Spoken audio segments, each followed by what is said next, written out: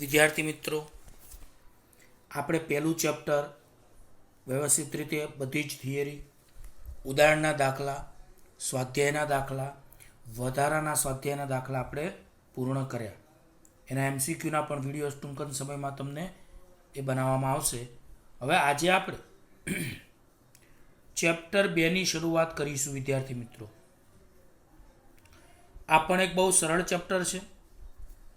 શરૂઆતના આપણે પહેલું ચેપ્ટર, બીજું ચેપ્ટર અને ત્રીજું ચેપ્ટર પહેલાં પૂરા કરીશું. ક્રમ અનુસાર જ આપણે ચેપ્ટર ચલાવીશું. શરૂઆતમાં તમને ચેપ્ટરો બધા નવા લાગશે, પણ વારંવાર તમે અભ્યાસ કરશો તો એ તમને સરળતાથી આવડી જશે. તો વિદ્યાર્થી મિત્રો, ચેપ્ટર 2નું નામ છે સ્થિત વિદ્યુત સ્થિતિમાન અને કેપેસિટન્સ. તો આ પહેલા પાઠમાં આપણે વિદ્યુત ભાર અને વિદ્યુત ક્ષેત્ર એમ બે ભાગમાં એને વહેંચ્યો હતો અને એના વિશે અભ્યાસ કર્યો હતો. પ્રથમ આપણે વિદ્યુત ભારો વિશે માહિતી મેળવી હતી, એને અનુલક્ષીને બધા મુદ્દાઓ. ત્યાર પછી વિદ્યુત ક્ષેત્ર વિશે માહિતી મેળવી હતી. આ પાઠમાં પણ એવી રીતે બે ભાગ છે, સ્થિત વિદ્યુત સ્થિતિમાન અને કેપેસિટન્સ. તો સૌ પ્રથમ આપણે સ્થિત વિદ્યુત સ્થિતિમાન ટોપિકની ચર્ચા કરીએ, પણ એના પહેલાં આપણે પ્રસ્તાવના વિશેનો ખ્યાલ સૌપ્રથમ સ્પષ્ટ કરીએ. તો આ પ્રસ્તાવનાના પહેલા સવાલમાં આપણે સ્પ્રિંગ બળ અથવા ગુરુત્વાકર્ષી બળ સાથી સંરક્ષી બળો છે તે આપણે સૌપ્રથમ સમજીશું, અને ત્યારબાદ વિદ્યુત બળ પણ સંરક્ષી કેમ છે તે સમજીશું. તો સૌપ્રથમ તો વિદ્યાર્થી મિત્રો, 11 સાયન્સમાં તમે ગુરુત્વાકર્ષી ક્ષેત્ર અને ગુરુત્વાકર્ષી બળ ભણીને આવ્યા છો, અને ત્યાં તમે શું ભણ્યા હતું? તો ત્યાં પણ આપણે યાદ હોય તમને કે ગુરુત્વાકર્ષી ક્ષેત્રમાં ગુરુત્વાકર્ષી બળ વડે થતું કાર્ય એ સ્થાન પર આધારિત હતું, પણ માર્ગ પર આધારિત નહોતું. આથી ગુરુત્વાકર્ષી ક્ષેત્રને આપણે સંરક્ષી ક્ષેત્ર કહેતા હતા. તો આ વિધાન વિદ્યાર્થી મિત્રો તમને યાદ હશે. શું યાદ હશે? તો ગુરુત્વાકર્ષી ક્ષેત્રમાં ગુરુત્વાકર્ષી બળ વડે થતું કાર્ય એ કાર્ય સ્થાન પર આધારિત છે, પરંતુ માર્ગ પર આધારિત નથી. તો આવું ક્ષેત્ર એ સંરક્ષી ક્ષેત્ર કહેવાય. અહીંયા આકૃતિમાં તમને મેં સ્પ્રિંગની એક સ્થિતિ તમને સમજાવવા પ્રયત્ન કર્યો છે. આ સ્પ્રિંગની સ્થિતિમાં તમને શું લાગે છે? તો એક દ્રઢ આધાર છે. અહીંયા એક સ્પ્રિંગ આ રીતે તમને દેખાય છે. પ્રારંભમાં તે પોતાની મૂળ સ્થિતિમાં છે, એટલે કે નથી ખેંચાયેલી કે નથી દબાયેલી. તો એને x=0 તમે પ્રારંભિક સ્થિતિ કહી શકો છો. બીજી આકૃતિમાં સ્પ્રિંગ આપણે થોડી ખેંચી છે. તમને કઈ બાજુ ખેંચાયેલી લાગે છે, ઉપર કે નીચે? તો ઘણા કહે સાહેબ ઉપર નીચે થોડી જમણી બાજુ. તો આ જમણી બાજુ કેમ ખેંચાણી? તો તમે બાહ્ય બળ જમણી બાજુ લગાડ્યું. બાહ્ય બળને F એક્સટર્નલ એટલે FEXT વડે આપણે દર્શાવીશું. તો અહીંયા તમે આકૃતિ 1માં જોઈ શકો છો કે સ્પ્રિંગ પોતાની મૂળ સ્થિતિમાં એટલે કે x=0 સ્થિતિમાં છે, અને આકૃતિ 2માં તમે શું જોઈ શકો છો? તો સ્પ્રિંગ ઉપર F એક્સટર્નલ જેટલું બાહ્ય બળ લગાડ્યું છે, અને તેને જમણી બાજુમાં x=+x જેટલું સ્થાનાંતર આપેલું છે. હવે બધાને એક સવાલ થશે કે સાહેબ સ્પ્રિંગમાં તો સ્થિતિસ્થાપકતાનો ગુણધર્મ રહેલો છે, એટલે કે આપણે સ્પ્રિંગને જમણી બાજુ x=x જેટલી ખેંચી અને જો આપણે મૂકી દઈશું તો પાછું પોતાની મૂળ સ્થિતિમાં લઈ જતું એક પુનઃસ્થાપક બળ લાગશે. કયું બળ લાગશે? પુનઃસ્થાપક બળ. તો આ બંને બળો કેવા હશે? તો આ બંને બળો સમાન મૂલ્યના અને પરસ્પર વિરુદ્ધ દિશાના હશે. તો વિદ્યાર્થી મિત્રો, અહીંયા આપણે દર્શાવેલું છે કે અહીં લગાડેલું બાહ્ય બળ F એક્સટર્નલ અને ઉદ્ભવતું પુનઃસ્થાપક બળ એ બંને સમાન મૂલ્યના અને પરસ્પર વિરુદ્ધ દિશાના હશે. હવે કાર્ય બરાબર બળ ગુણ્યા સ્થાનાંતર. તો કાર્ય એટલે W, બળ F એક્સટર્નલ મેં લખ્યું અને સ્થાનાંતર x લખ્યું. હવે એફ એક્સટર્નલ તમારે ના લખવું હોય તો તમે -F પણ લખી શકો છો. તો આ આપણે અહીંયા સ્પ્રિંગમાં થતું કાર્ય શોધ્યું. બોલો, સ્પ્રિંગમાં થતું કાર્ય આપણે શોધ્યું. હવે આપણે વાત કરીએ તો અહીંયા મેં તમને હમણાં જ કીધું એમ કે અહીં લાગતું પરિણામી બળ એટલે કે સમાસ બળ કેટલું? તો પરિણામી બળ 0. ઘણા કે કેમ એવું સાહેબ? તો અહીં જેટલું સ્પ્રિંગમાં બાહ્ય બળ તમે લગાડ્યું જમણી બાજુ એફ એક્સટર્નલ, એટલું જ પુનઃસ્થાપક બળ તેની વિરુદ્ધ દિશામાં લાગ્યું. એટલે કે અહીં સ્પ્રિંગ પર લાગતા બંને બળો, કયા બંને બળો? તો બાહ્ય બળ એફ એક્સટર્નલ અને પુનઃસ્થાપક બળ એફ, આ બંને સમાન મૂલ્યના અને પરસ્પર વિરુદ્ધ દિશાના હશે. આથી આનું પરિણામી બળ એટલે બળોનો સરવાળો. તો આ પરિણામી બળ એટલે કે સમાસ બળ શૂન્ય આવશે. હવે વિદ્યાર્થી મિત્રો, જો બળ શૂન્ય આવે તો ન્યૂટન ગતિના બીજા નિયમ અનુસાર F બરાબર ma એટલે પ્રવેગ પણ શૂન્ય આવે. જો બળ શૂન્ય તો પ્રવેગ શૂન્ય, અને પ્રવેગ એટલે વેગનું સમય ટીની સાપેક્ષમાં પ્રથમ વિકલન. તો જો પ્રવેગ શૂન્ય તો વેગનું સમય ટીની સાપેક્ષમાં પ્રથમ વિકલન શૂન્ય. તો પછી વેગ પણ કેવો આવે? અચળ આવે. આનો મતલબ કે જો બળ શૂન્ય હોય તો એ પ્રવેગ રહિત ગતિ હોય. યાદ રાખજો. તો આ વિધાન હંમેશા યાદ રાખજો, આપણે આગળ જરૂર પડશે કે જ્યારે બે બળો સમાન મૂલ્યના અને પરસ્પર વિરુદ્ધ દિશાના હોય તો પરિણામી બળ શૂન્ય હોય, તો પ્રવેગ શૂન્ય હોય એટલે કે પ્રવેગ રહિત ગતિ હોય, એટલે કે એનો વેગ કેવો હોય? અચળ. આ MCQમાં પણ પૂછાઈ શકે છે. તો યાદ રાખજો કે જ્યારે બળો સમાન મૂલ્યના અને પરસ્પર વિરુદ્ધ દિશાના હોય તો એનું પરિણામી બળ શૂન્ય હોય, પરિણામે એનું પ્રવેગ શૂન્ય આવે એટલે કે પ્રવેગ રહિત ગતિ કહેવાય, અને આનો વેગ કેવો હોય? અચળ. તો આવું સ્પ્રિંગ બળમાં અહીંયા આપણને વિદ્યાર્થી મિત્રો જોવા મળે છે. બીજું તમે અભ્યાસ કરી શકો છો કે અહીં સ્પ્રિંગ બળ અથવા ગુરુત્વાકર્ષી બળની અસર હેઠળ, અહીંયા તો આપણે સ્પ્રિંગનું ઉદાહરણ આપ્યું છે. આવું ઉદાહરણ આપણે 11 સાયન્સમાં ગુરુત્વાકર્ષી બળમાં આપેલું છે. તો યાદ રાખો કે અહીં સ્પ્રિંગ બળ કે ગુરુત્વાકર્ષી બળની અસર હેઠળ કોઈ એક પદાર્થને એક બિંદુથી બીજા બિંદુ સુધી લઈ જતા બાહ્ય બળ વડે થતું કાર્ય એ સ્થિતિ ઉર્જા સ્વરૂપે સંગ્રહ પામે છે, જેને સ્થિતિ ઉર્જા કહે છે. એટલે આપણે કોઈને યાદ હોય કે સ્પ્રિંગમાં સ્થિતિ ઉર્જાનું આપણે સૂત્ર તાર્યું હતું, U બરાબર 1/2 kx². કોઈને યાદ હોય તો. પણ હકીકતમાં સ્થિતિ ઉર્જા શોધવા માટે આપણે કાર્ય શોધ્યું હતું, જો કોઈને યાદ હોય તો. 11 સાયન્સમાં તમે સ્પ્રિંગમાં સંગ્રહિત સ્થિતિ ઉર્જાનું સૂત્ર તાર્યું હતું, હા કે ના? જો યાદ હોય તો એમાં તમે સ્પ્રિંગમાં થતું કાર્ય શોધ્યું હતું, અને પછી આપણે એવું કીધું હતું કે આ કાર્ય એ સ્થિતિ ઉર્જાના સ્વરૂપમાં સંગ્રહ પામે છે. તો અહીંયા પણ એવી જ રીતે આપણે બોલીએ કે અહીં સ્પ્રિંગ બળ કે ગુરુત્વાકર્ષી બળની અસર હેઠળ કોઈ એક પદાર્થને એક બિંદુથી બીજા બિંદુ સુધી લઈ જતા બાહ્ય બળ વડે થતું કાર્ય એ સ્થિતિ ઉર્જા સ્વરૂપે સંગ્રહ પામે છે, જેને શું કહેવાય છે? સ્થિતિ ઉર્જા કહે છે. હવે એક સવાલ થાય આપણને વિદ્યાર્થી મિત્રો મનમાં. કયો સવાલ થાય? કે હવે આપણે બાહ્ય બળ હટાવી લઈએ એટલે હમણાં તમને યાદ હોય તો આપણે સ્પ્રિંગને કઈ બાજુ ખેંચી હતી? જમણી બાજુ.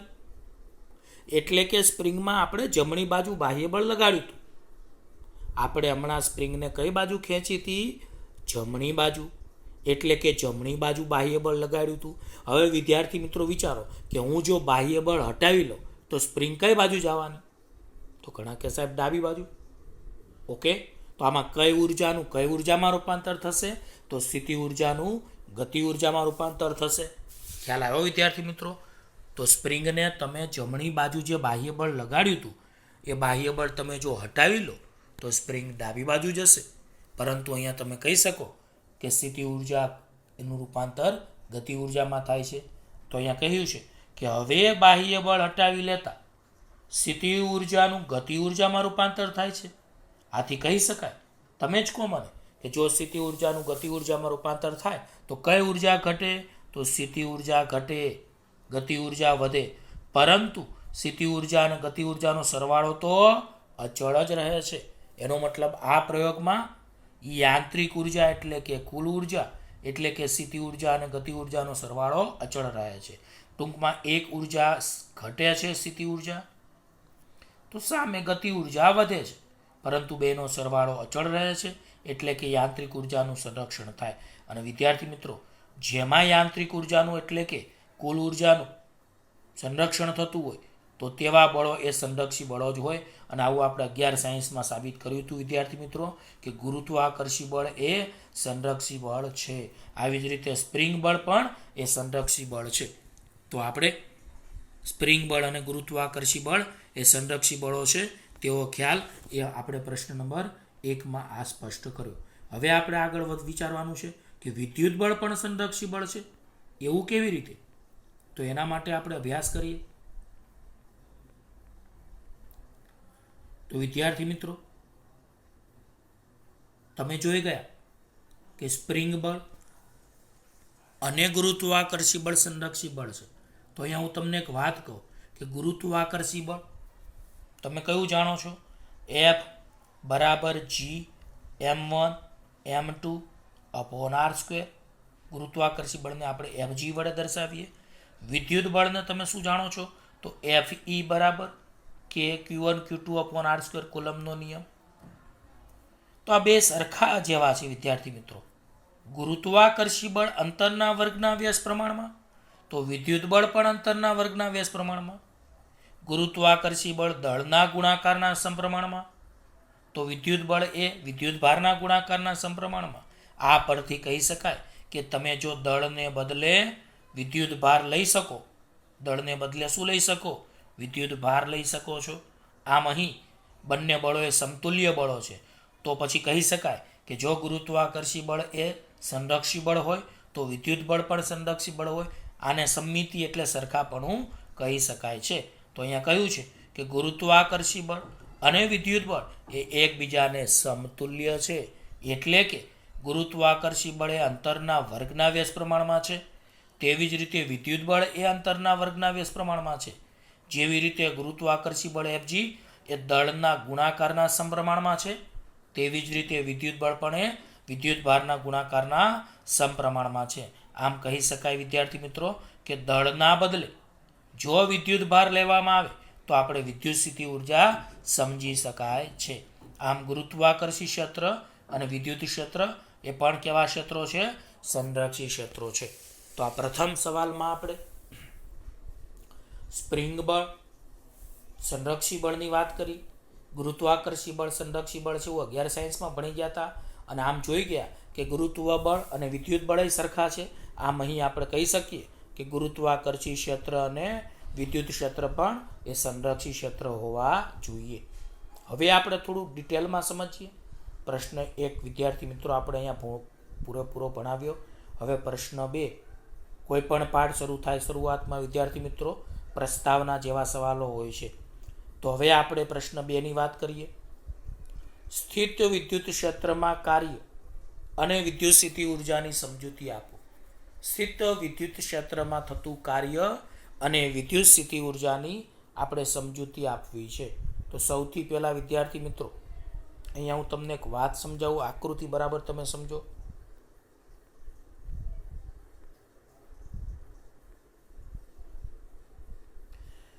અહીંયા આકૃતિમાં આ એક્સ અક્ષ, આ વાય અક્ષ અને આ ઝેડ અક્ષ ઉગમ બિંદુ છે. તમે ઉગમ બિંદુ ઉપર કેપિટલ Q વિદ્યુત ભાર લીધો છે, જેને આપણે સ્ત્રોત વિદ્યુત ભાર પહેલા ચેપ્ટરમાં કહેતા હતા. કોઈને યાદ હોય તો આપણે આને મોટો વિદ્યુત ભાર કહેતા હતા. અચ્છા, આ સ્ત્રોત વિદ્યુત ભાર છે તો એની આસપાસ હું ગોળ કુંડાળું દોરું છું. ગોળ કુંડાળાને તમે શું કહી શકો છો? વિદ્યુત ક્ષેત્ર કહી શકો છો. અચ્છા, હવે શું? તો આપણે એક પ્રયોગ કરીએ વિદ્યાર્થી મિત્રો કે આ કેપિટલ Q તમને દેખાય છે? તો ઘણા કે આ સાહેબ ઉગમ બિંદુ દેખાય છે. તો કે આ આજુબાજુમાં ગોળ કુંડાળું એ કોણ છે? તો આ કેપિટલ Q વિદ્યુત ભાર એટલે કે સ્ત્રોત વિદ્યુત ભારનું વિદ્યુત ક્ષેત્ર છે. આ ગોળ કુંડાળું આકૃતિમાં શું છે? તો આ સ્ત્રોત વિદ્યુત ભાર કેપિટલ Q નું વિદ્યુત ક્ષેત્ર છે. અચ્છા, હવે શું? તો હવે વિદ્યાર્થી મિત્રો આપણે એક પ્રયોગ કરીએ કે પરીક્ષણ વિદ્યુત ભાર Q ને બિંદુ R થી બિંદુ પી સુધી લઈ જવો છે. તો ઘણા કે સાહેબ ના લઈ જવાય. કેમ? ધારો કે આપણે કેપિટલ ક્યુ એ ધન વિદ્યુતભાર પસંદ કરીએ અને આ સ્મોલ ક્યુ પરીક્ષણ વિદ્યુતભાર એ ધન પસંદ કરીએ. પરિવાર કેપિટલ ક્યુ સ્ત્રોત વિદ્યુતભાર આપણે ધન પસંદ કરીએ એટલે કે પ્લસ પસંદ કરીએ અને પરીક્ષણ વિદ્યુતભાર સ્મોલ ક્યુ પણ આપણે ધન પસંદ કરીએ. તો મને કહો આ ધન ધન વચ્ચે શું થાય? અપાકર્ષણ બળ. તો અહીંયા તમે જુઓ એફઈ અપાકર્ષી બળ તમને કઈ બાજુ લાગ્યું છે? ઉપરની દિશામાં લગાડ્યું છે. હવે તમને વિચાર આવે કે સાહેબ આ ક્યુ વિદ્યુતભાર પરીક્ષણ વિદ્યુતભાર છે, તો કે આ એને આપણે આ બિંદુ આરથી બિંદુ પી સુધી લાવવો હોય તો કેમ ન લાવવાનો? અહીંયા તો અપાકર્ષી બળ લાગે છે. તો એક વાત તમને સમજાવું કે તમારે પરીક્ષણ વિદ્યુતભાર ક્યુને બિંદુ આરથી બિંદુ પી સુધી લાવવો હોય તો ઘણા કે સાહેબ નહીં લાવાય, કારણ કે અહીંયા તો અપાકર્ષણ બળ લાગે છે એફી જેટલું.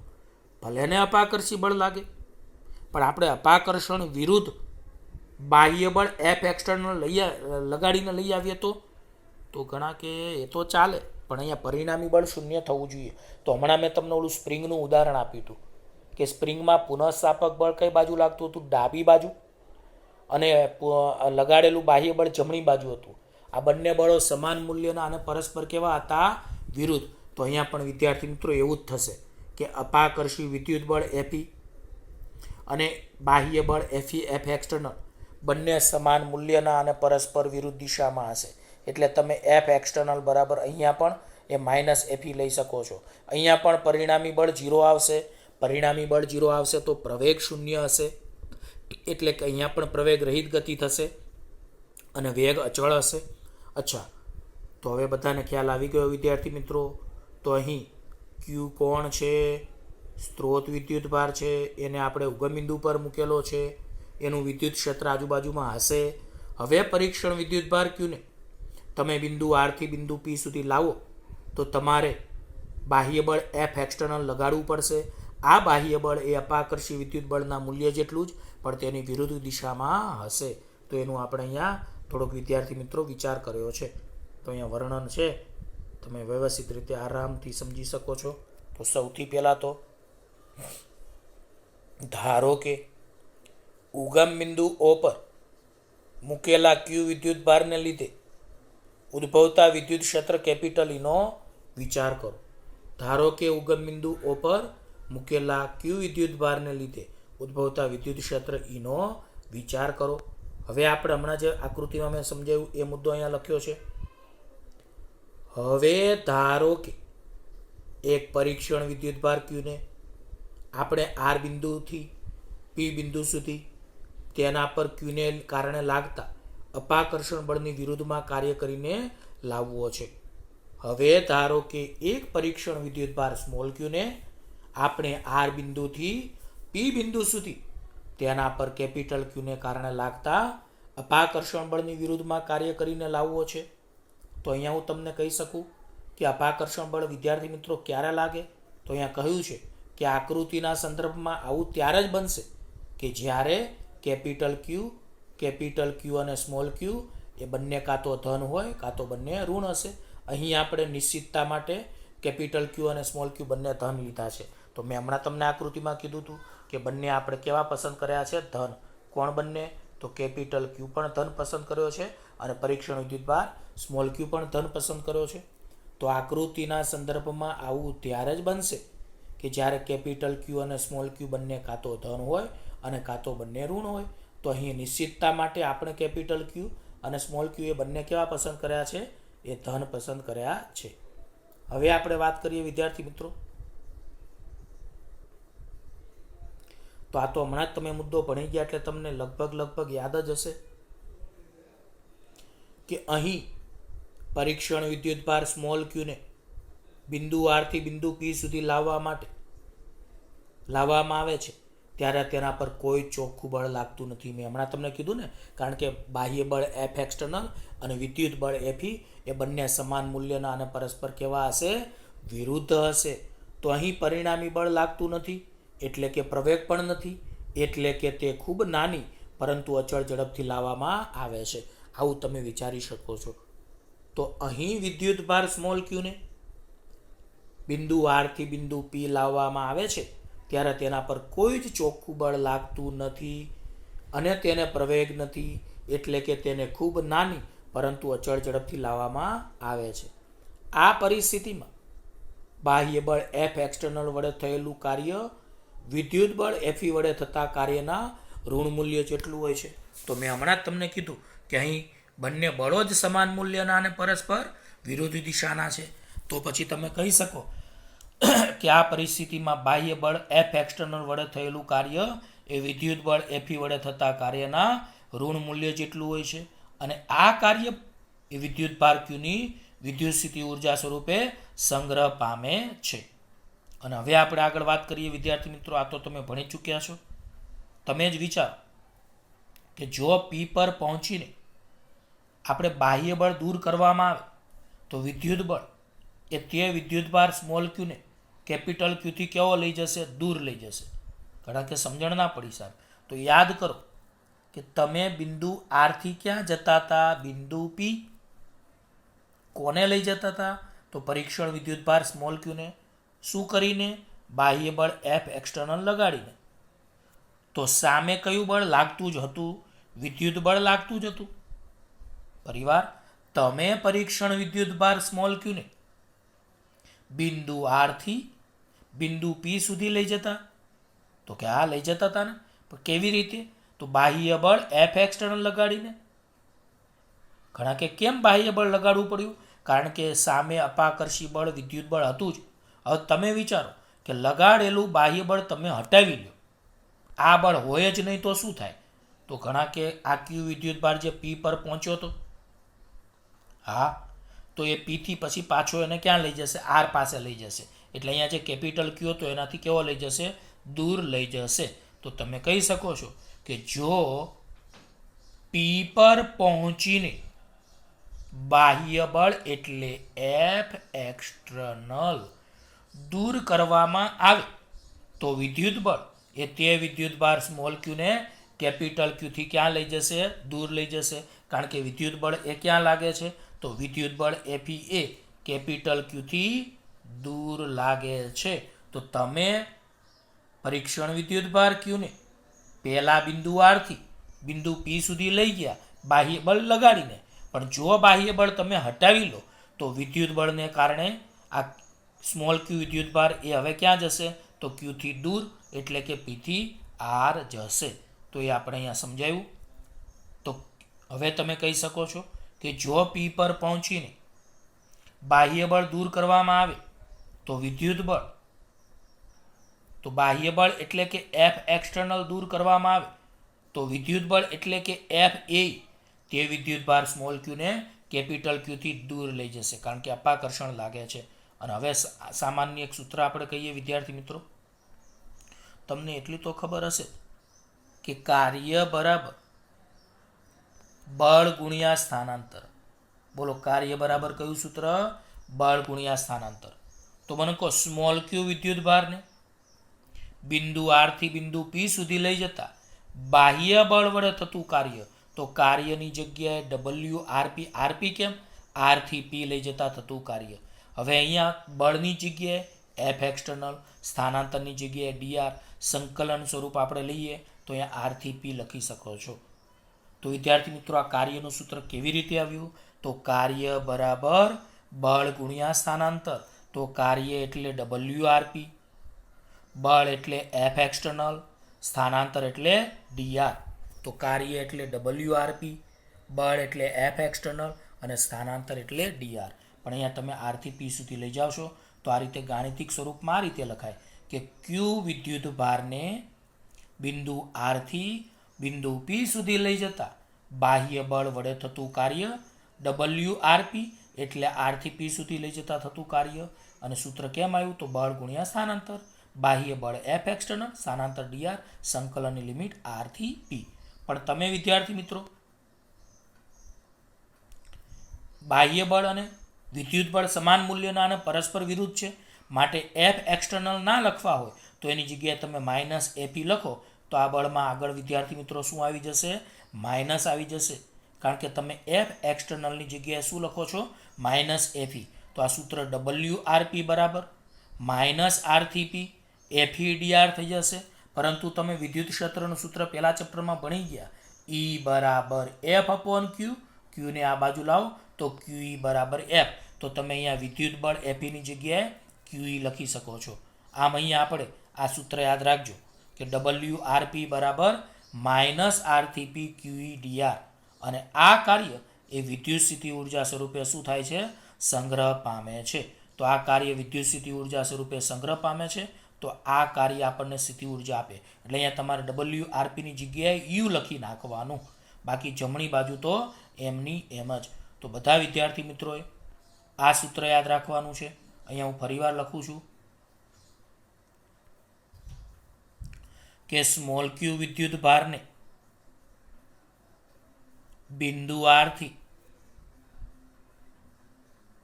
બિંદુ પી સુધી લઈ જતા થતું કાર્ય ડબલ્યુ આર થી પી એ સ્થિતિ ઉર્જા સ્વરૂપે સંગ્રહ પામે છે.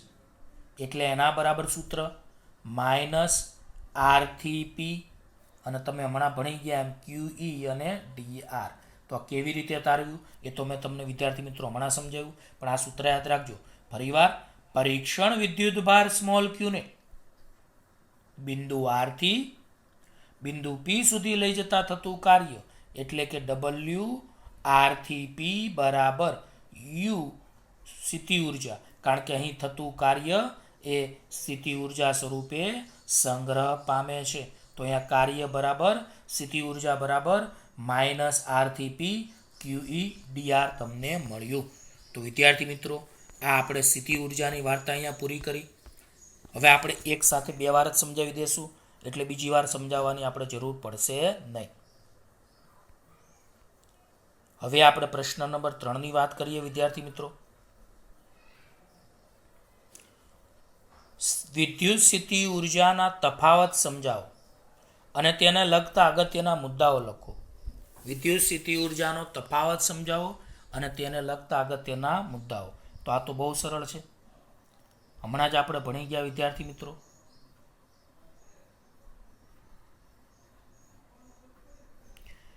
વિદ્યુત ક્ષેત્ર કેપિટલ ક્યુ વિદ્યુત ભારનું હતું, હમણાં આપણે ભણ્યા. તો કે આ વિદ્યુત ક્ષેત્રમાં દરેક બિંદુએ સ્મોલ ક્યુ વિદ્યુત ભાર ધરાવતો કણ એ અમુક સ્થિત ઉર્જા ધરાવે જ છે.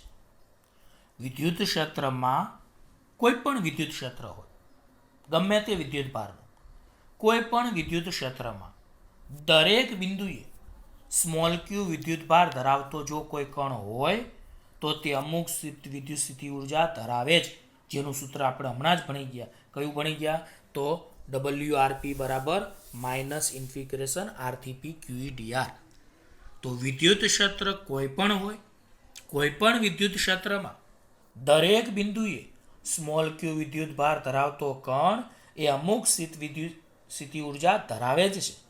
તેના પર કરેલું કાર્ય એ તેની સ્થિતિ ઉર્જામાં આર અને પી બિંદુએ વચ્ચેની સ્થિતિ ઉર્જાના તફાવત જેટલો વધારો કરે છે. તો વિદ્યાર્થી મિત્રો, આ જે તમે કાર્ય કરો છો તો તેના પર કરેલું કાર્ય એ તેની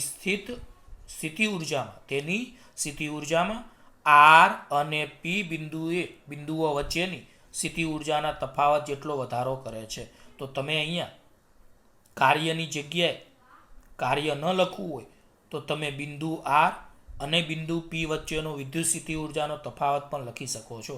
એટલે કે ડેલ્ટા યુ બરાબર યુપી માઇનસ યુઆર. તમે આરથી ક્યાં ગયા? પી પાસે. તો પી પાસેની સ્થિતિ ઉર્જા યુપી માઇનસ આર પાસેની સ્થિતિ ઉર્જા યુઆર તમે લખી શકો છો. તો વિદ્યાર્થી મિત્રો, જે હમણાં કાર્ય તમે લખતા હતા ડબલ્યુ આરપી, એ તમારે કાર્ય નથી લખવું, તો તમે એની જગ્યાએ સ્થિતિ ઉર્જાનો ફેરફાર પણ લખી શકો છો. એટલે કે ડેલ્ટા યુ બરાબર યુપી માઇનસ યુઆર બરાબર ડબલ્યુ આરપી બરાબર માઇનસ આરથી પી ક્યુ ડોટ ડીઆર. આ સમીકરણ બધા યાદ રાખવું. હવે આપણે એક વાત તમને સમજાવું. વિદ્યુત સ્થિતિ ઉર્જાના તફાવત અંગેના અગત્યના મુદ્દાઓ. તો તમને એક વાત કહું, અહીંયા તમને આકૃતિ દેખાય છે. આ આકૃતિમાં Q1, Q2, Q3, Q4 આવી રીતના તમને વિદ્યુતભાર દેખાય છે. ઘણા કે આ સાહેબ આ વિદ્યુતભાર શું ઉત્પન્ન કરશે? વિદ્યુત ક્ષેત્ર. ઓકે, હવે આપણે શું કરીએ? કોઈ પરીક્ષણ વિદ્યુતભાર Qને બિંદુ R થી બિંદુ P સુધી લાવીએ. તો બોલો, આપેલા વિદ્યુતભારના વિદ્યુત ક્ષેત્રમાં આપેલા વિદ્યુતભારના વિદ્યુત ક્ષેત્રમાં કોઈ પરીક્ષણ વિદ્યુતભાર સ્મોલ Qને બિંદુ R થી બિંદુ P સુધી લાવવો છે. તો આ માટે તમને અલગ અલગ માર્ગ દેખાય છે. જો ઉપર તમને આવો એક માર્ગ દેખાય છે, એક આ બીજો માર્ગ છે, આ ત્રીજો માર્ગ છે, આ ચોથો માર્ગ છે, આ પાંચમો માર્ગ છે. તો અહીંયા માર્ગ જુદા જુદા છે, પણ હું તમને કહું છું કે અહીં કાર્યનો આધાર માર્ગ ઉપર નથી, પરંતુ પ્રારંભિક અને અંતિમ સ્થાન પર રહેલો છે. એનો મતલબ અહીં બધા જ માર્ગમાં કાર્ય સરખું જ આવશે. ઘણા કે કેમ? કારણ કે વિદ્યુત ક્ષેત્ર એ સંરક્ષી ક્ષેત્ર છે. આપણે આગળ ભણી ગયા. ઘણા કે સંરક્ષી ક્ષેત્રની સાહેબ કોઈ વ્યાખ્યા પૂછે તો અમે શું આપીએ? તો જે ક્ષેત્રમાં થતું કાર્યનો આધાર એ પદાર્થના પ્રારંભિક સ્થાન અને અંતિમ સ્થાન પર હોય, એટલે કે સ્થાન પર હોય પરંતુ માર્ગ પર આધાર ન રાખે, તો આવું ક્ષેત્ર એ સંરક્ષી ક્ષેત્ર કહી શકાય છે. તો વિદ્યાર્થી મિત્રો યાદ રાખજો, અહીં આપેલા વિદ્યુતભારો કયા છે? તો Q1, Q2, Q3, Q4. તો આપેલા વિદ્યુતભારનું શું હશે? વિદ્યુત ક્ષેત્ર. હવે આપેલા વિદ્યુતભારના વિદ્યુત ક્ષેત્રમાં કોઈ પરીક્ષણ વિદ્યુતભાર Qને બિંદુ R થી બિંદુ P સુધી લાવતા થતું કાર્ય એ સ્થાન પર આધારિત છે, પણ માર્ગ પર આધારિત નથી. તો આ ગુણધર્મ MCQમાં વારે વારે પૂછાઈ શકતો હોય છે. તો આ ગુણધર્મ આપણે અહીંયા લખ્યો છે, તો યાદ રાખજો બધા ગુણધર્મ. એક વિદ્યુતભારને એક બિંદુથી બીજા બિંદુએ લઈ જતા વિદ્યુત ક્ષેત્ર વડે થતું કાર્ય એ માત્ર પ્રારંભિક અને અંતિમ સ્થાનો પર જ આધાર રાખે છે, પરંતુ તે માટે લીધેલા માર્ગ પર આધારિત નથી. આ સંરક્ષી બળની આ મૂળભૂત લાક્ષણિકતા છે. આ પહેલો અગત્યનો ગુણધર્મ સ્થિતિ ઉર્જા પછી વિશેનો. તો સ્થિત વિદ્યુત સ્થિતિ ઉર્જા વિશેનો આ પહેલો ગુણધર્મ. ફરીવાર, એક વિદ્યુત ભારને એક બિંદુથી બીજા બિંદુ સુધી લઈ જતા વિદ્યુત ક્ષેત્ર વડે થતું કાર્ય માત્ર પ્રારંભિક અને અંતિમ સ્થાનો પર જ આધાર રાખે છે, પરંતુ તે માટે લીધેલા માર્ગ પર આધારિત નથી. તો આ સંરક્ષી બળની એક મૂળભૂત લાક્ષણિકતા છે. એટલે કે આ વિદ્યુત સ્થિતિ ઉર્જાનો એક અગત્યનો ગુણધર્મ પહેલો. કારણ કે કાર્ય એ વિદ્યુત સ્થિતિ ઉર્જાનો એક ગુણધર્મ છે. કોઈ તમને પૂછે કે કાર્ય વિશેના અગત્યના 2 મુદ્દાઓ આપો, તો પણ આ લખવાનું, અને વિદ્યુત સ્થિતિ ઉર્જાના તફાવત અંગેના 2 મુદ્દા, તો પણ આ લખવાનું. તો આપણે પહેલો અગત્યનો મુદ્દો ભણ્યા. બીજું વિદ્યાર્થી મિત્રો, એક આ ગુણધર્મ અગત્યનો છે કે અહીં સ્થિતિ ઉર્જાનું ખરેખર મૂલ્ય અગત્યનું નથી, પરંતુ સ્થિતિ ઉર્જાના તફાવત અગત્યનો છે. એટલે કે તમે ખાલી સ્થિતિ ઉર્જાનું મૂલ્ય શોધો કોઈ બિંદુ પાસે, તે અગત્યનું નથી, પરંતુ તને ફેરફારો અગત્યના છે. તો અહીં આ સ્થિતિ ઉર્જાનો બીજો ગુણધર્મ, તો અહીં સ્થિતિ ઉર્જાનું ખરેખર મૂલ્ય અગત્યનું નથી, પરંતુ સ્થિતિ ઉર્જાનો તફાવત અગત્યનો છે. અને આ મુદ્દો સમજવા માટે તમારે એક આ સમીકરણ લખ્યું છે. સ્થિતિ ઉર્જાનો ફેરફાર UP - UR દેખાય છે. ઘણા કે આ હવે તેમાં એક અચળાંક પદ, તમે કોઈ યાદચ્છિક પદ આલ્ફા ઉમેર્યું, અહીંયા પણ આલ્ફા ઉમેર્યું, તો તમે બંનેમાં આલ્ફા ઉમેરો છો બે બાજુ, કે સ્થિતિ ઉર્જા UP દેખાય છે. ઘણા કે આ તો એને કહેવાય સ્થિતિ ઉર્જાનું ખરેખર મૂલ્ય. UR દેખાય છે, તો કે આ એને સ્થિતિ ઉર્જાનું ખરેખર મૂલ્ય કહેવાય. હવે એમાં હું આલ્ફા અચળાંક ઉમેરું છું, તો તમે જોઈ શકો આ માઇનસ અંદર ગુણો, તો આ માઇનસ આલ્ફા પ્લસ આલ્ફા ઉડી જાય, એટલે કે સ્થિતિ ઉર્જાના ફેરફારમાં કોઈ ફેરફાર પડતો નથી. એટલે એ મુદ્દો અહીંયા મેં તમને લખીને બતાવ્યો છે. શું લખીને બતાવ્યું છે? કે દરેક બિંદુ આગળ સ્થિતિ ઉર્જામાં આપણે હંમેશા કોઈ યાદચ્છિક અચળાંક આલ્ફા ઉમેરી શકીએ, કારણ કે આમ કરવાથી સ્થિતિ ઉર્જાના તફાવતમાં કોઈ ફેરફાર પડતો નથી. તો હમણાં ભણી ગયા વિદ્યાર્થી મિત્રો કે UP સ્થિતિ ઉર્જા કયા બિંદુ પાસેની હતી? તો P બિંદુ પાસે. એમાં તમે કેટલા ઉમેર્યા? આલ્ફા. અચ્છા, હવે ક્યુ બિંદુ પાસે સ્થિતિ ઉર્જા કેટલી હતી? યુક્યુ. એમાં તમે કેટલા ઉમેર્યા? આલ્ફા. હવે આ માઇનસની અંદર ગુણો તો આલ્ફા આલ્ફા ઉડી જાય, તો વધે યુપી માઇનસ યુક્યુ.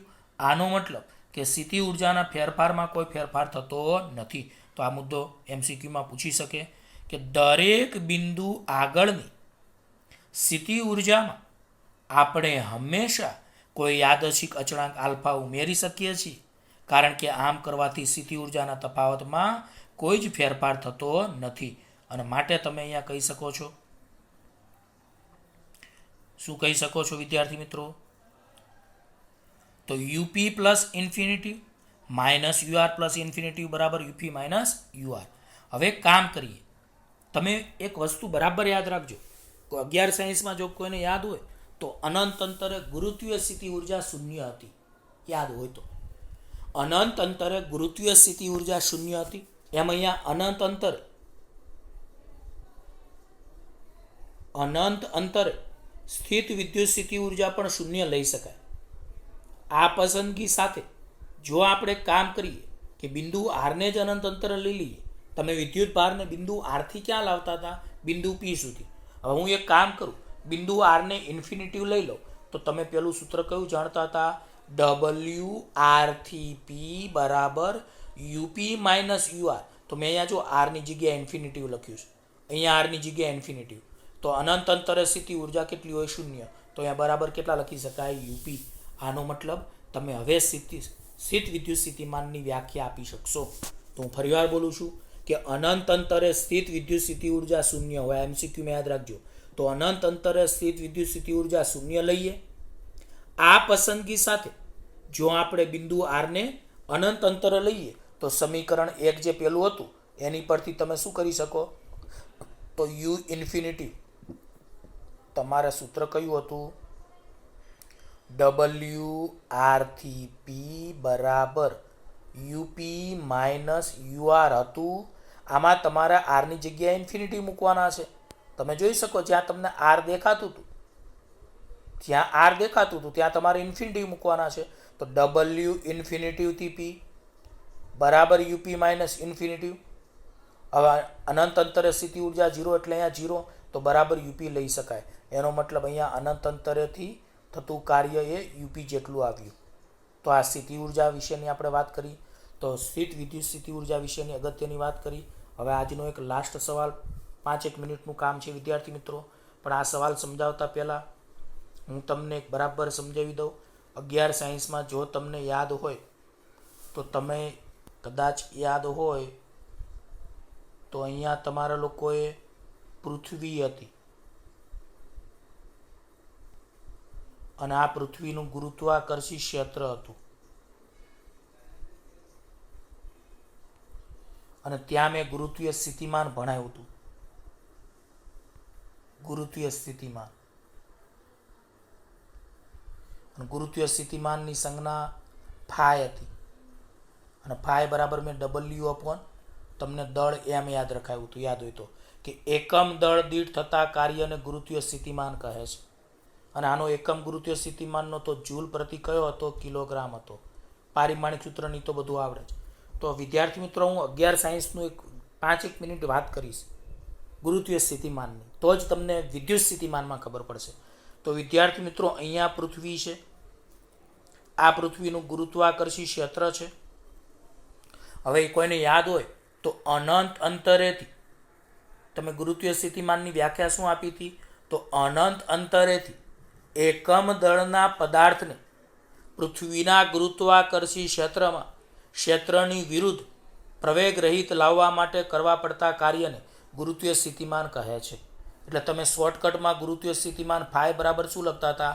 કાર્ય ડબલ્યુ ભાગ્યા દળ, અને શોર્ટકટમાં શું બોલતા હતા? એકમ દળ દીઠ થતા કાર્યને ગુરુત્વીય સ્થિતિમાન કહેવાય છે. ફરીવાર એકવાર વ્યાખ્યા હું બોલું છું. 11 સાયન્સમાં તમે ગુરુત્વીય સ્થિતિમાનની વ્યાખ્યા શું બોલતા હતા? તો એકમ દળના પદાર્થને અનંત અંતરેથી પૃથ્વીના ગુરુત્વાકર્ષી ક્ષેત્રની વિરુદ્ધ પ્રવેગ રહિત લાવવા માટે કરવા પડતા કાર્યને ગુરુત્વીય સ્થિતિમાન કહે છે. અને ગુરુત્વીય સ્થિતિમાનનું સૂત્ર ફાઈ બરાબર W/m એટલે કાર્ય ભાગ્યા દળ હતું. આવું જ બેઠે બેઠું અહીંયા તમારે વિચારવાનું છે. તો ઘણા કે સાહેબ અહીંયા શું હતું આપણે તો યાદ કરો તમે, એક્સ અક્ષ હતી, વાય અક્ષ હતી, ઝેડ અક્ષ હતી, અહીંયા ઉગમ બિંદુ હતું, ત્યાં તમે સ્ત્રોત વિદ્યુતભાર કેપિટલ ક્યુ મૂક્યો હતો. આ તેનું વિદ્યુત ક્ષેત્ર છે, આ ગોળ કુંડાળું કર્યું છે તે. તો અહીંયા તમે બોલી શકો છો કે અનંત અંતરેથી એકમ ધન વિદ્યુત ભારને આપેલા વિદ્યુત ક્ષેત્રમાં વિદ્યુત ક્ષેત્રની વિરુદ્ધ પ્રવેગ રહિત લાવવા માટે કરવા પડતા કાર્યને શું કહેવાય છે? સ્થિત વિદ્યુત સ્થિતિમાન. એટલે સ્થિત વિદ્યુત સ્થિતિમાનની સંજ્ઞા વી છે. પણ વિદ્યાર્થી મિત્રો, હું તમને આ સૂત્ર કહું તો તમને જો ખબર પડે તો શોર્ટકટમાં તમે આવું બોલી શકો કે છેદને એક એકમ કહેવાય. તો એકમ ધન વિદ્યુત ભારને અનંત અંતરેથી આપેલા બિંદુ પી સુધી લાવવા માટે કરવા પડતા કાર્યને શું કહેવાય? વિદ્યુત સ્થિતિમાન વી કહેવાય છે. તો વિદ્યાર્થી મિત્રો, આ ગુરુત્વીય સ્થિતિમાન જેવી જ વ્યાખ્યા થશે. ફરીવાર બોલું છું કે એકમ ધન વિદ્યુત ભારને ઇન્ફિનિટિવ એટલે અનંત, તો એકમ ધન વિદ્યુત ભારને અનંત અંતરેથી ક્ષેત્રમાંના આપેલા બિંદુ સુધી પ્રવેગ રહિત લાવવા માટે કરવા પડતા કાર્યને સ્થિત વિદ્યુત સ્થિતિમાન કહે છે. તો વિદ્યાર્થી મિત્રો, અહીંયા તમને વ્યાખ્યા બરાબર આપેલી છે કે એકમ ધન વિદ્યુત ભારને અનંત અંતરેથી ક્ષેત્રમાંના આપેલા બિંદુએ પ્રવેગ રહિત લાવવા માટે કરવા પડતા કાર્યને સ્થિત વિદ્યુત સ્થિતિમાન કહે છે. અહીંયા પ્રવેગ રહિત ન બોલવું હોય તો ક્ષેત્રની વિરુદ્ધ તમે બોલી શકો છો. તો અહીંયા છોકરાઓ, વિદ્યુત સ્થિતિમાન વી બરાબર ઇન્ફિનિટીવથી પી બરાબર માઇનસ ઇન્ફિનિટીવથી પી ઈ ડોટ ડીઆર. અહીંયા તમે આને ગુજરાતીમાં આવી રીતે બોલી શકો કે એકમ ધન વિદ્યુત ભાર એટલે અહીં એકડો. કારણ કે આ ક્યાંથી આવ્યું? તો તમારે જે પેલો ક્યુ હતું ને, અહીંયા ક્યુઈ હતું, મેં અહીંયા ક્યુઈ કેટલો લઈ લીધો? 1 લઈ લીધો. એટલે તમે અહીંયા બોલી શકો કે એકમ ધન વિદ્યુત ભારને અનંત અંતરેથી વિદ્યુત ક્ષેત્રમાં આપેલા બિંદુ સુધી પ્રવેગ રહિત અથવા ક્ષેત્રની વિરુદ્ધ એટલા માઇનસ આવે છે કરવા પડતા કાર્ય એટલે ઈ ડોટ ડીઆરને શું કહેવાય છે? વિદ્યુત સ્થિતિમાન. તો વિદ્યાર્થી મિત્રો, આ બધાએ સૂત્ર યાદ રાખવું વિદ્યુત સ્થિતિમાનનું. અને આ એક મુદ્દો આપણે હમણાં બોલ્યા એની જેવો જ છે કે એકમ ધન પરીક્ષણ વિદ્યુત ભાર પર થતું કાર્ય મેળવવા માટે આપણે સૌપ્રથમ સૂક્ષ્મ વિદ્યુત ભાર ડેલ્ટા ક્યુ લેવો જોઈએ અને તેને અનંત અંતરેથી, અહીંયા સૂક્ષ્મ વિદ્યુત ભાર તરીકે આપણે એકમ ધન વિદ્યુત ભાર પસંદ કરીએ તો સૂક્ષ્મ વિદ્યુત ભાર ડેલ્ટા ક્યુ લેવો જોઈએ. તેને અનંત અંતરેથી તે બિંદુએ લાવવા માટેનું કાર્ય એ ડેલ્ટા ડબલ્યુ મેળવવું જોઈએ. અને આ ડેલ્ટા ડબલ્યુ અપોન ડેલ્ટા ક્યુ તો કાર્ય ભાગ્યા વિદ્યુત ભાર શોધવું જોઈએ. અને કાર્ય ભાગ્યા વિદ્યુત ભાર એટલે જ કોણ? તો વી બરાબર વિદ્યુત સ્થિતિમાન. તો યાદ રાખજો, કોઈ તમને પૂછે ગુરુત્વીય સ્થિતિમાનનું શોર્ટકટ સૂત્ર કયું? તો ડબલ્યુ બરાબર ફાઈ બરાબર ડબલ્યુ અપોન એમ. તમને કોઈ પૂછે કે ગુરુત્વીય સ્થિતિમાનનું શોર્ટકટ સૂત્ર 11 સાયન્સ પ્રમાણે કયું? તો ફાઈ બરાબર ડબલ્યુ અપોન એમ. એટલે કે કાર્ય ભાગ્યા દળ.